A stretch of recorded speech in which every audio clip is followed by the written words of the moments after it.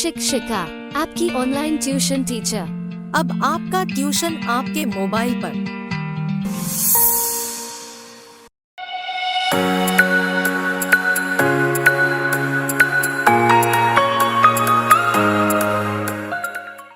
Hello बच्चों, आज हम लोग पढ़ेंगे कक्षा 5 का विषय पर्यावरण अध्ययन, पार्ट 5 बीज बीज और बीज। ठीक है ना। और इसमें हम लोग आगे पढ़ेंगे और जो भी क्वेश्चंस हैं उनको हम आपको लिख करके भी बताएंगे। यहाँ पे बोल रहे हैं, गोपाल की मौसी का परिवार छुट्टियाँ बिताने के लिए अगले दिन घर आने वाला था। तरह तरह का खाना बनेगा और सब बच्चे खूब खेलेंगे। यह सोचकर गोपाल बहुत खुश था। इतने में माँ ने आवाज़ लगाई, गोपाल रात में 2 कटोरी चने याद से भिगो देना। माँ को बुआ के घर जाना था और वे सुबह लौटने वाली थी। गोपाल ने रात में चने भिगोते हुए सोचा कि माँ ने बस 2 कटोरी चने भिगोने के लिए कहा है, वह भी 8 लोगों के लिए, ये तो बहुत कम पड़ जाएंगे। इसलिए उसने 4 कटोरी चने भिगो दिए। फिर सुबह माँ वापस आई तो गोपाल को बुलाया और कहा, इतने सारे चने क्यों भिगो दिए? देखो ये बर्तन से बाहर आ गए। मतलब बहुत सारे चने भिगोने के बाद जब वो फूले तो वो कहाँ आ गए? बर्तन से बाहर निकल के गिरने लगे। फिर गोपाल सोचने पड़ गया, ये कैसे हुआ? माँ ने कहा, अच्छा चलो अच्छा ही हुआ तुमने इतने चने भिगो दिए हैं। अब मैं आधे चने अंकुरित करके बुआ के लिए भिजवा दूँगी। डॉक्टर ने बुआ को अंकुरित चने खाने की सलाह दी है। माँ ने अंकुरित करने के लिए भीगे हुए चने एक गीले कपड़े में लपेटकर टांग दिए। अब वहाँ पे चर्चा करो में क्या बोल रहे, तुम्हारे घर में कौन कौन सी चीज़ें खाना बनाने से पहले भिगोई जाती हैं और क्यों? ठीक है, कौन कौन सी चीज़ें हमारे घर में भिगोई जाती हैं? जैसे चना है ना, मूंग है और राजमा है ना, और इस तरीके से बहुत सारे और भी चीज़ें हैं जो हम लोगों को भिगो कर बनानी होती हैं ना। मटर है, हम लोग भिगो कर बनाते, सूखी मटर जो आती हैं उन्हें भी हम भिगो कर बनाते। क्योंकि क्यों भिगोया जाता है? क्योंकि इनके ये इतने कड़े होते हैं, ऊपर का इनका जो आवरण होता है वो बहुत ठोस होता है, बहुत कड़ा होता है, जिसकी वजह से आसानी से पकते नहीं हैं। तो ये आसानी से पक सके इसके लिए इन्हें एक दिन पहले फुलाया जाता है। ठीक है, फिर वो बोल रहा है, तुम्हारे घर में कौन कौन सी चीज़ें अंकुरित करके खाई जाती हैं, उन्हें कैसे अंकुरित किया जाता है, कितना कितना समय लगता है? ठीक है, हमारे घर में हम लोगों को यदि मान लो मूंग के दाने खाने हैं, साबुत मूंग हो, साबुत चने हों, ठीक है ना, तो इस तरीके की चीज़ें हम लोग क्या करते हैं, अंकुरित करके खाने के लिए जब भी हमें डॉक्टर सलाह देता है तो हम अंकुरित करके खाते हैं।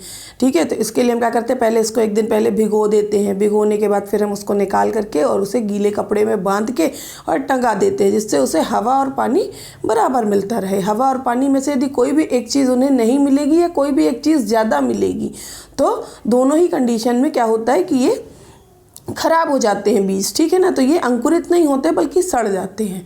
तो इसलिए इनको इस तरीके से बांध करके टांगा जाता है ताकि ये अंकुरित हो। इन्हें अंकुरित होने में कम से कम, चनों को अंकुरित होने के लिए कम से कम 36 घंटे का समय लगता है और मूंग को अंकुरित होने के लिए कम से कम 24 घंटे का टाइम लगता है। ठीक है, फिर यहाँ पे बोल रहा है, क्या तुम्हें या तुम्हारे आसपास किसी को डॉक्टर ने अंकुरित खाना खाने की सलाह दी है? क्यों?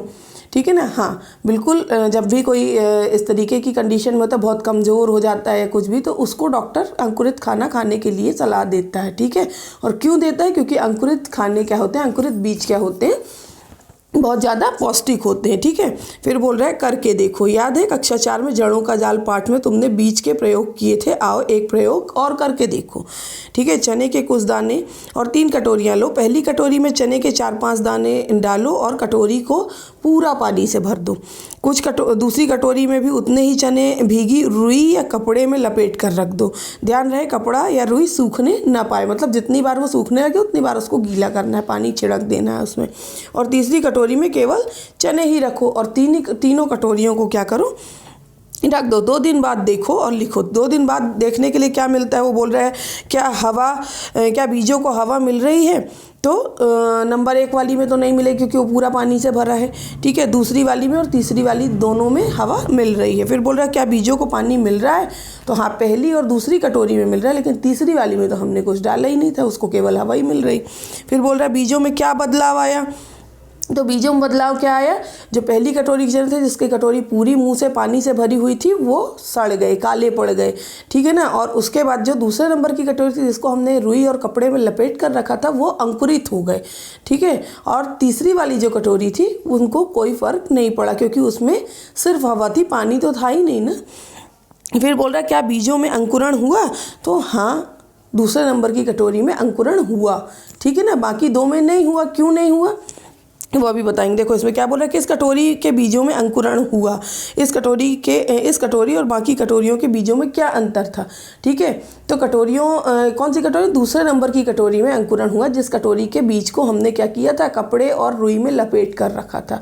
क्यों अंकुरण हुआ, क्योंकि उसमें हवा और पानी दोनों बराबर मात्रा में मिल रहा था। लेकिन बाकी दो कटोरियों में अंकुरण नहीं हुआ क्योंकि पहली कटोरी में सिर्फ पानी मिल रहा था, हवा नहीं मिल रही थी, और तीसरी कटोरी में सिर्फ हवा मिल रही थी, पानी नहीं मिल रहा था।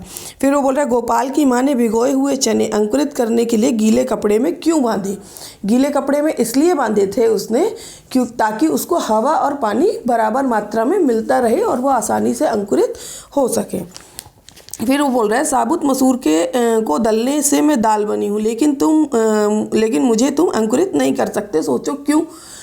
मसूर की दाल जब बना दी जाती है या किसी भी चीज़ की दाल बना दी जाती है तो हम उसे अंकुरित नहीं कर सकते। क्यों, क्योंकि उसको मतलब उसको दाल बनाने तक के लिए बहुत सारी क्रियाएं करनी पड़ती हैं। उन सभी क्रियाओं के दौरान क्या होता है कि उनका अंकुरण की क्षमता ख़त्म हो जाती है। इसलिए हम दाल बनाई हुई बीज से हम कभी भी अंकुरण नहीं कर पाते।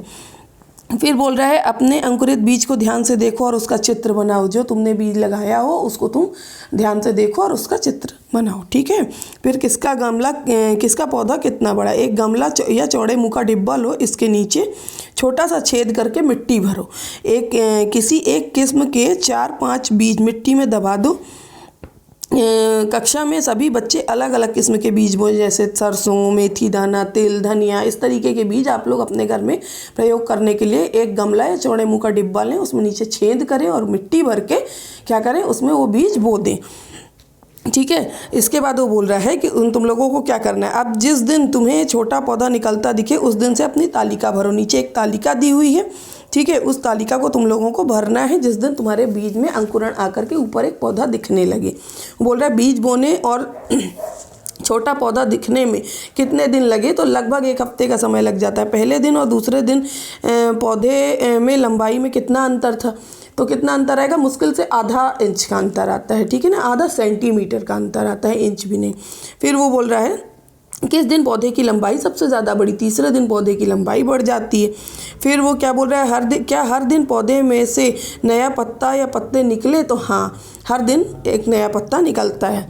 फिर वो बोल रहा है क्या पौधे के तने में भी कुछ बदलाव आया, तो हाँ बिल्कुल आया। वो दिन प्रतिदिन क्या हो रहा था, मोटा हो रहा था, ठीक है। फिर चर्चा करो किस बीज के पौधे को मिट्टी से बाहर आने में ज़्यादा दिन लगे, ठीक है। तो तिल के बीज जो होते हैं उसको बाहर निकलने में बहुत ज़्यादा टाइम लगता है। फिर किस बीज के पौधे को मिट्टी से बाहर आने में सबसे कम दिन लगते हैं, तो सरसों का बीज जो होता है, सरसों यानी राई जो हमारे घर में होती है, जनरली हम लोगों को मिल जाती है देखने के लिए, उसके पौधे को बाहर निकलने में बहुत कम समय लगता है। फिर कौन सा बीज उगा ही नहीं और क्यों नहीं उगा। बहुत सारे बीज ऐसे होते हैं जो नहीं उगे और उसका कारण ये होता है कि उनको बराबर मात्रा में पानी और हवा नहीं मिल रही होती, मिट्टी में काफ़ी नीचे चले जाते हैं, दब जाते हैं, उसकी वजह से वो वहीं सड़ जाते हैं और उनसे पौधा नहीं निकलता है। फिर बोल रहा है अगर तुम्हारा पौधा सूख गया या पीला हो गया तो सोचो ऐसा क्यों हुआ होगा, क्योंकि हम उसमें बराबर मात्रा में पानी नहीं दे पाए या ज़रूरत से ज़्यादा पानी दे दिया, ठीक है ना। तो दोनों ही कंडीशन में क्या होता है कि पौधे ख़राब हो जाते हैं। फिर वो बोल रहा है कि पौधों को पानी ना मिले तो क्या होगा। यदि पौधों को पानी नहीं मिलेगा ना तो पौधों के पत्ते क्या होंगे, पीले पड़ेंगे और फिर धीरे धीरे वो पौधे से झड़ जाएंगे और पौधा सूखने लगेगा। फिर वो बोल रहा है बीज के अंदर क्या होता है, ठीक है। बीज के अंदर क्या होता है, बीज के अंदर एक नन्हा पौधा होता है, ठीक है, जो बाहर अंकुरित होकर के निकलता है जब हम उसे बोते हैं तो। फिर छोटे से बीज से इतना बड़ा पौधा कैसे बनता है, तो उसमें से जब वो बीज हम बोते हैं तो अंकुरण के बाद जो छोटा पौधा बनता है उसको बराबर हवा और पानी दिया जाए तो वो अपने आप धीरे धीरे बढ़ता है।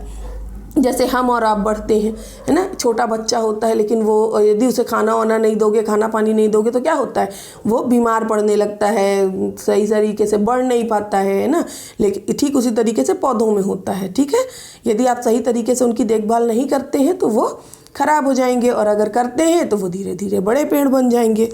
फिर वो बोल रहा है अगर पौधे चलते तो क्या होता, चित्र बनाओ, ठीक है। ये आप अपनी कल्पना करो और उस तरीके से चित्र बनाओ। फिर बोल रहे हैं कुछ पौधे बिना बीज के भी उगते हैं। हाँ बिल्कुल उगते हैं। कैसे उगते हैं, क्योंकि वो इतने हल्के होते हैं, या उनमें कुछ या वो किसी और के द्वारा, कुछ पौधे बहुत हल्के होते हैं, कुछ बीज बहुत ज़्यादा हल्के होते हैं, वो लोगों के द्वारा या हवा के द्वारा या पानी के द्वारा कहीं ना कहीं पहुंच जाते हैं, ठीक है ना। और उस जगह पर वो गिर करके क्या होने लगते हैं, उगने लगते हैं। फिर वो बोल रहे हैं यहाँ पर देखो दिखा रहा शिकारी पौधे, ये है ना।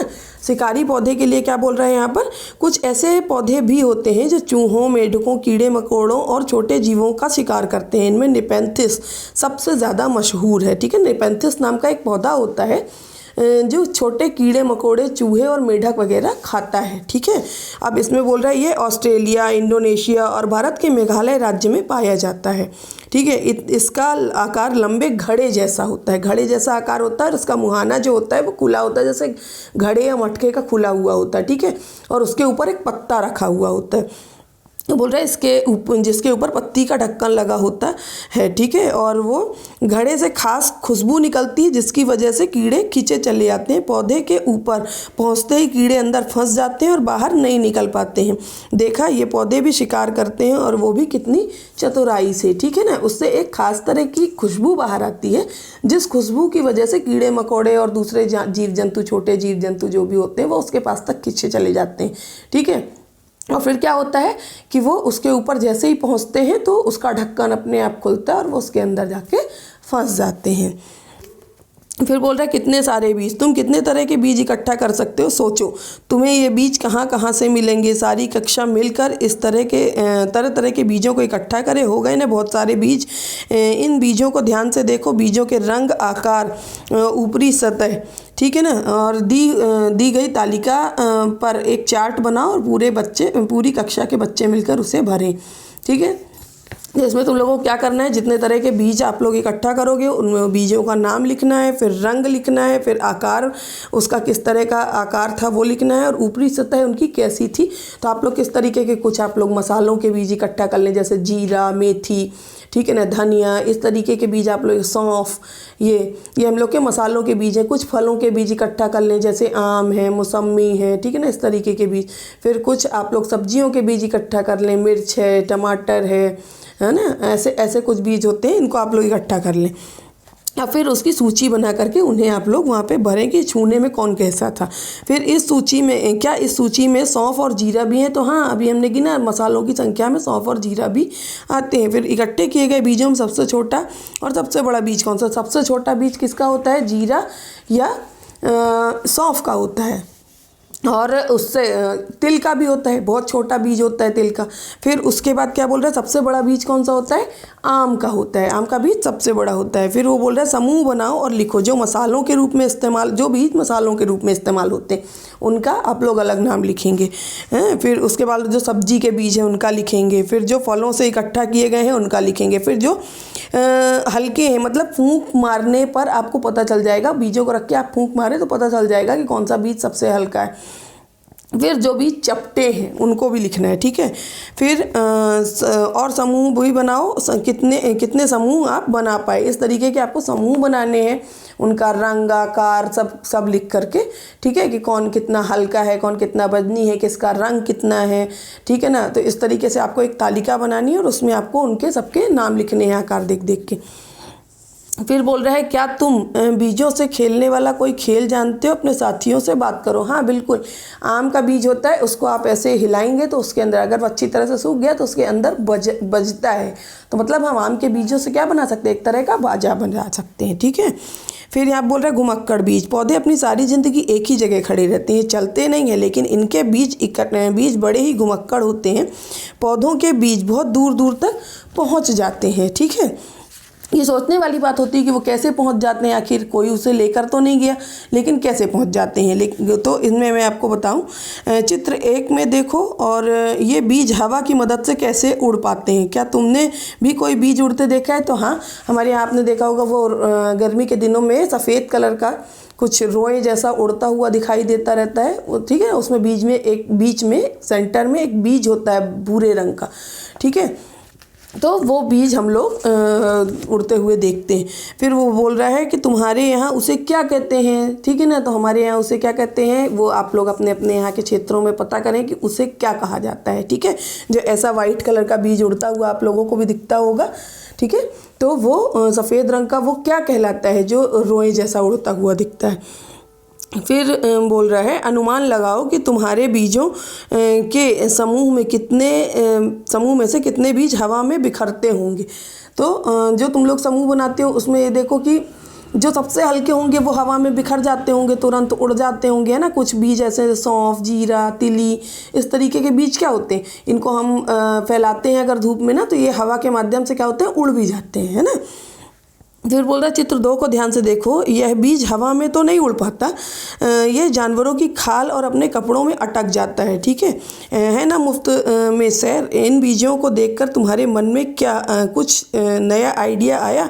पढ़ो, स्विट्ज़रलैंड में वेलक्रो का आइडिया कैसे आया, ठीक है ना। वो बोल रहा है नंबर 2 में ये जो यहाँ पर चित्र दिखा रहा है, ठीक है, ये बीज बहुत भारी होती है, ये उड़ नहीं सकते, लेकिन इनमें कुछ अजीब तरह के कांटे, हुक जैसे निकले हुए होते हैं, ठीक है। तो ये क्या होता है, जानवरों की खाल, इंसानों के कपड़ों, इन सभी चीज़ों में चिपक करके यहाँ से वहाँ चले जाते हैं, ठीक है। इसको अपने यहाँ हम पता नहीं, लेकिन हमारे यहाँ इसको गिरटी बोला जाता है, ठीक है ना। अब आप लोगों क्या जो भी बोलते हैं वो आप लोग इसको पता करें। और फिर क्या बोल रहा है कि इसको देखने के बाद देखो यहाँ पे वेलक्रो, स्विट्ज़रलैंड में वेलक्रो को आइडिया कैसे आया था, इसी बीच से। यह घटना 1948 की है। एक दिन जॉर्ज मेस्ट्रल अपने कुत्ते के साथ सैर से लौटे। उन्होंने पाया कि उन दोनों पर बीज चिपके हुए हैं, ठीक है। इन बीजों को अपने कपड़ों पर चिपका देखकर वे हैरान रह गए। झट से माइक्रोस्कोप निकाला और बीजों को बारीकी से देखने लगे, ठीक है ना। बीजों में छोटे छोटे हुक जैसे थे। इनकी मदद से बीज कपड़ों की रेशों पर अटक गए। यह देखकर मेस्ट्रल को आइडिया आया वेलक्रो बनाने का। वेलक्रो से दोनों सतह चिपक जाती हैं, और खुलने पर चरचर की आवाज़ होती। तुमने बस्ते, कपड़े, जूते आदि में इसका इस्तेमाल देखा होगा, है ना। मज़ेदार किस्सा प्रकृति से प्रेरणा लेने का देखा होगा आप लोगों ने। जूते या बस्ते में कुछ जब बद्दी वाले आप लोग खरीदते तो उसको निकालो तो चर चर की आवाज़ आती है ना, जैसा इसमें बना भी है, देखो इस तरीके। फिर हम लोगों का अगले पेज में आता है कि चित्रों को देखकर अंदाज़ा लगाओ कि इनमें बीज किस किस तरह से बिखर रहे हैं, ठीक है। किस किस तरह से बिखर रहे हैं। वो बोल रहा है पौधे स्वयं भी अपने बीजों को दूर छिटक देते हैं। जैसे सोयाबीन की फलियाँ पककर सूख जाती हैं तो चिटक कर बिखरने लगती हैं। उनकी आवाज़ सुनी, ठीक है। यहाँ पे देखो क्या बोल रहा है, पहले तो चित्र में देखिए आप लोग। चित्र में देखिए यहाँ पे गिलहरी बीजों को ढो रही है, पक्षी ढो रहे हैं, पानी में तैर रहे हैं, है ना। इस तरीके से क्या क्या हो रहा है, हमको क्या पता चलता है कि जानवर और पक्षी भी बीजों को एक जगह से दूसरे जगह तक पहुंचाने का काम करते हैं, ठीक है ना। और पानी के द्वारा भी कुछ बीज अपने आप, अभी तक हवा के द्वारा हम लोगों ने पढ़ा, अब यहाँ जान रहे हैं हम कि जानवर और पक्षियों के द्वारा भी बीज यहाँ वहाँ पहुँचते हैं, और पानी में तैरकर भी बीज यहाँ वहाँ चले जाते हैं, जिसकी वजह से वो अलग अलग जगहों पर अंकुरित होकर के नए पेड़ पौधे बनाते हैं। फिर वो बोल रहा है कि पौधे स्वयं भी अपने बीजों को दूर छिटक देते हैं। जैसे सोयाबीन की फलियाँ पककर सूख जाती हैं और उसके फिर उसके फल क्या होते हैं, चिटकने लगते हैं। चिटक करके उसके दाने दूर दूर छिटक जाते हैं जा करके, ठीक है। तो जो दूर दूर वो दाने चले जाते हैं उसकी वजह से अलग अलग जगहों पर भी अलग अलग पौधे उगने लगते हैं, ठीक है। उनकी आवाज़ सुनी है आपने कभी, उनके चिटकने की, किसी चीज़ की भी? तो नहीं सुनी, हम लोगों ने कभी नहीं सुनी, ठीक है ना। फिर बोल रहा है सोचो अगर बीज बिखरते नहीं, यानी एक ही जगह पर पड़े रहते तो क्या होता। बीज अगर बिखरते नहीं मतलब दूर दूर नहीं जाते, एक ही जगह पर गिरते जाते, तो उससे क्या होता है कि बीजों को बराबर मात्रा में सही और उचित तरीके से पानी और हवा नहीं मिल पाती एक ही जगह जब वो इकट्ठे हो जाते तो उसकी वजह से क्या होता है, बीजों में कोई तरह का अंकुरण नहीं होता, ठीक है। और वो या तो वहीं पर सड़ जाते और या फिर वो जानवरों के द्वारा या छोटे कीड़े मकोड़ों के द्वारा खा लिए जाते, ठीक है ना, लेकिन वो नए पौधे कभी नहीं बना पाते। फिर वो बोल रहा है एक सूची बनाओ, बीज किस किस तरह से बिखरते हैं। आपको एक सूची तैयार करनी है, एक तालिका, जिसमें आपको ये लिखना है कि बीज किस किस तरह से बिखरते हैं। तो देखिए पहले नंबर पे तो बीज हवा के द्वारा बिखरते हैं, ठीक है। फिर दूसरे नंबर पे बीज पानी के द्वारा भी बिखरते हैं, तीसरे नंबर पे बीज पक्षियों के द्वारा भी बिखरते हैं और चौथे नंबर पर बीज जानवरों के द्वारा भी बिखरते हैं। फिर वो बोल रहा है कौन कहाँ से आए जी, ये ठीक है ना। यहाँ पे क्या बोल रहा है, बीज को बिखराने वाली सूची में क्या तुमने हमें यानी कि इंसानों को शामिल किया है। जो अभी तक अपन ने सूची बनाई उसमें हमने इंसानों को शामिल नहीं किया है ना। हमने सिर्फ हवा, पानी, जानवर और पक्षियों को शामिल किया है। अब इसके बाद हम पढ़ेंगे, हाँ हम भी बीजों को यहाँ से वहाँ पहुँचाते हैं अनजाने में और जानबूझकर भी। हमारे द्वारा भी क्या होता है, बीज यहाँ से वहाँ लाए जाते हैं। कभी कभी हमें कोई चीज़ अच्छी लग जाती है, किसी पौधे के बीज या फूल या फल ज़्यादा अच्छे लगते हैं, तो हम उसके बीज क्या करते हैं, ले आ करके और अपने यहाँ भी बो देते हैं, ठीक है ना। और कभी कभी ऐसा होता है कि कुछ बीज हमारे कपड़ों से चिपक कर या किसी भी चीज़ में चिपक करके हमारे साथ आ जाते हैं, तो वो भी एक नए पौधे के रूप में निकल आते हैं, ठीक है। फिर बोल रहा है कोई पौधा खूबसूरत लगे या कोई पौधा दवाई में उपयोगी हो तो हम उसके बीज अपने बगीचे में उगाने के लिए ले आते हैं। ये पौधे बड़े होते हैं और दूर दूर तक बिखर जाते हैं, ठीक है ना। इसी तरीके से बिखर जाते हैं जैसे हम लोग अपने घर में लेके आए। फिर वो बोल रहा है कई सालों बाद तो लोगों को ये याद ही नहीं रहता कि ये पौधे हमेशा से यहाँ नहीं उगते थे, ठीक है। मतलब वो कहीं और उगते थे, वहाँ से हम उनको अपने यहाँ लेकर के आए, ठीक है, और यहाँ पर उनका पौधा बन गया। फिर हमसे किसी और ने लिया, फिर उसके यहाँ भी है, फिर उससे किसी और ने लिया तो उसके यहाँ भी हो गया। तो धीरे धीरे क्या होता है, उन पौधों की संख्या इतनी हो जाती है कि हमें कभी ये याद ही नहीं रहता कि ये पौधे हमारे यहाँ होते ही नहीं थे, हम बाहर से लेके आए थे, है ना। फिर क्या बोलता है यहाँ पे, क्या बोल रहा है कि ये तो कहीं और से ही आए हैं। पता है मिर्ची हमारे यहाँ कहाँ से आई, इसे पुर्तगाल देश के व्यापारी दक्षिण अमेरिका से भारत लाए थे। अब यह सारे भारत में उगाई जाती है। मिर्ची हमारे यहाँ का फल नहीं है, मिर्ची हमारे यहाँ की सब्जी नहीं है, कहाँ की है, पुर्तगाल की है, ठीक है। और वहाँ से पुर्तगाल देश का व्यापारी, पुर्तगाल देश का एक व्यापारी था जो दक्षिण अमेरिका से इसके बीज लेके आया था। दक्षिण अमेरिका में मिर्ची पाई जाती है, ठीक है। तो पुर्तगाली लोग पहले व्यापार का काम किया करते थे, यहाँ से वहाँ आयात निर्यात चीज़ों को, कोई चीज़ को अगर बेचना है तो एक देश से दूसरे देश लोग बाग जाया करते थे, ठीक है। तो पुर्तगाल देश का एक व्यापारी था जो मिर्ची के बीजों को कहाँ से लेकर आया था, अमेरिका से, दक्षिण अमेरिका से खरीद करके लेके आया था और यहाँ पर उसने उसे बेचा था।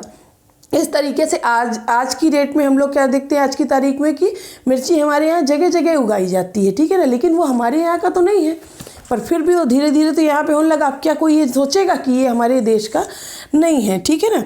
फिर इसमें आप लोगों को आ रहा है, एक कविता दी जा रही है, जानना चाहते हो कौन कहाँ से आया इस कविता में, पढ़ो, ठीक है ना। तो आप लोग इस कविता को पढ़ेंगे और आप लोगों को पता चलेगा कि कौन कहाँ से बीज आया है। आलू मिर्ची चाय जी, कौन कहाँ से आए जी, 7 समुंदर पार से, दुनिया के बाजार से, व्यापार से, उपहार से, जंग लड़ाई मार से, हर रास्ते से आए जी, आलू मिर्ची चाय जी, ठीक है ना। आलू मिर्ची और चाय जो हैं वो हमारे यहाँ के नहीं हैं।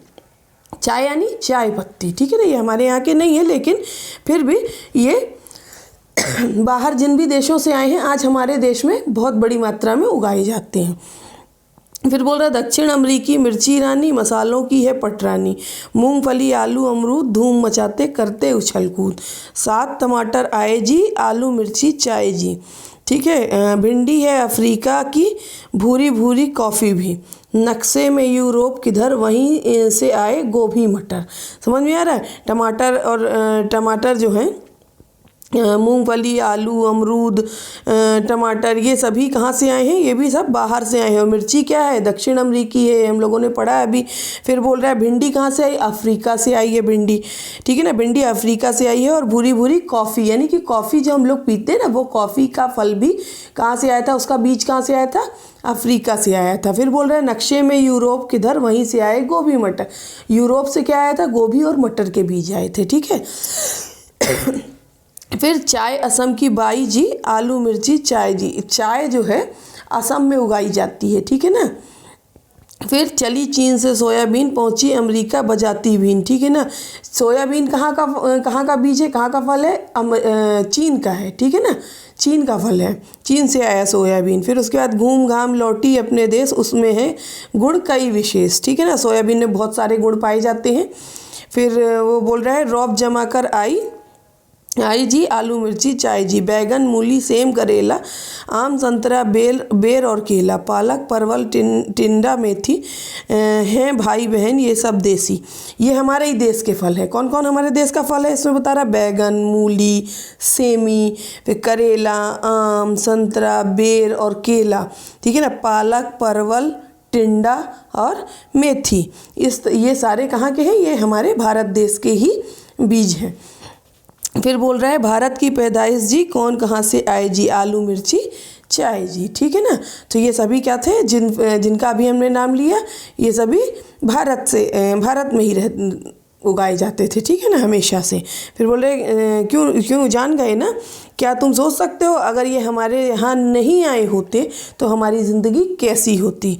दुनिया के नक्शे में इन देशों को ढूंढने की कोशिश करो। आप पूरी वर्ल्ड का मैप देखेंगे, दुनिया का नक्शा देखेंगे और उसमें आप यूरोप, अफ्रीका, ठीक है ना, और दक्षिण अमेरिका, ये देश है, ये सारे देश और महाद्वीप जो भी हैं, इन सभी को आप लोगों को ढूंढना है और देखना है कि कौन कहाँ है, ठीक है। फिर वो बोल रहा है हम क्या समझे।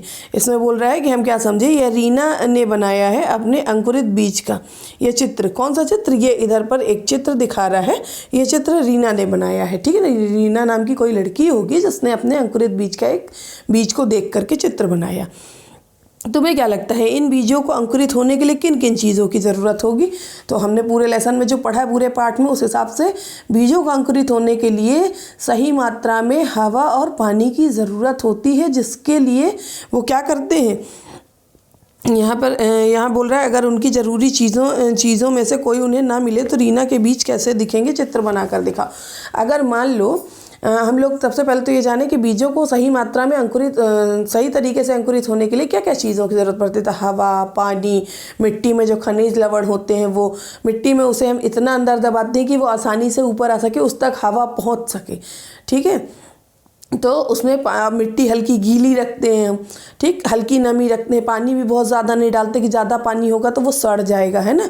तो हमको इन सभी चीज़ों का ध्यान रखना है कि उसमें बराबर मात्रा में हवा जाए, बराबर मात्रा में पानी जाए, थोड़ा सा धूप भी उसमें पड़ती रहे, ठीक है ना। सूरज की रोशनी में भी इनके लिए ज़रूरी होती है थोड़ी बहुत। तो बहुत ज़्यादा धूप में नहीं रखना है, हल्की धूप में इनको रखते हैं ताकि क्या होता है, हल्की हल्की सी इसमें रोशनी भी आती रहे, हवा भी जाती रहे और बराबर मात्रा में पानी भी इनको मिलता रहे। यदि इनमें कोई भी एक चीज़ कम कर दी जाएगी, हवा ना मिले या पानी ना मिले, तो बीज कभी भी हमारा उग नहीं सकता, ठीक है ना। वो बोल रहा है कि यदि ज़रूरी चीज़ों में से कोई एक ना मिले, कोई भी एक चीज़ ना मिले, तब फिर रीना का बीज कैसा होता? अभी तो रीना का बीज अंकुरित है तो उसने चित्र बना लिया। अगर मान लो हम इनमें से कोई एक चीज़ नहीं डालते तो रीना का बीज कैसा होता? वो उगता ही नहीं, और जब वो उगता नहीं तो उसका चित्र कैसा होता? तो वो चित्र आपको बनाना है। फिर बोल रहा है बीज किस किस तरह बिखरते हैं, किन्हीं दो तरीकों के बारे में अपने शब्दों में लिखो। तो बीज हमने अभी पढ़ा अपने पाठ में कि बीज हमारे हवा के द्वारा, पानी के द्वारा, जानवरों के द्वारा, पक्षियों के द्वारा और मनुष्यों के द्वारा भी यहाँ वहाँ लाए जाते हैं, ठीक है ना, पहुँच जाते हैं। अब इनको यदि हमको अपने शब्दों में दो तरीके से लिखना तो ये तो हम लिख लिए। किन्हीं दो के बारे में और लिखना है तो हम नंबर 1 डाल के क्या लिखेंगे? हल्के बीज हवा के द्वारा उड़ करके यहाँ एक स्थान से दूसरे स्थान तक पहुँच जाते हैं, ठीक है। और नंबर 2 में हम लिखेंगे कि कुछ बीज इतने ज़्यादा हल्के होते हैं कि वो पानी में भी तैर सकते हैं, ठीक है ना। कुछ हल्के बीज जो होते हैं वो हवा में तो उड़ जाते हैं, लेकिन कुछ और हल्के होते हैं जो सबसे ज़्यादा हल्के होते हैं वो पानी में भी तैर सकते हैं। तो पानी के द्वारा भी सबसे ज़्यादा हल्के बीज क्या होते हैं, पानी के द्वारा तैर कर भी एक जगह से दूसरी जगह तक पहुंचाए जाते हैं, ठीक है, जिसकी वजह से ये एक स्थान से दूसरे स्थान तक पहुंचते हैं, ठीक है। इस लेसन में इसी के साथ हम लोगों का लेसन ख़त्म हो गया। इस लेसन में आप लोगों को जो भी दिक्कत हो आप मुझसे कमेंट करके पूछ सकते हैं, ठीक है। और जहाँ कहीं भी आप लोगों को समस्या आएगी वो आप लोग मुझे जब कमेंट करेंगे तो मैं आप लोगों को बताऊंगी। तब तक के लिए धन्यवाद। एमपी बोर्ड पाठ्यक्रम पर आधारित कक्षा 1 से 5वीं तक ऑनलाइन ट्यूशन क्लासेस पढ़ने के लिए चैनल को अभी सब्सक्राइब करें।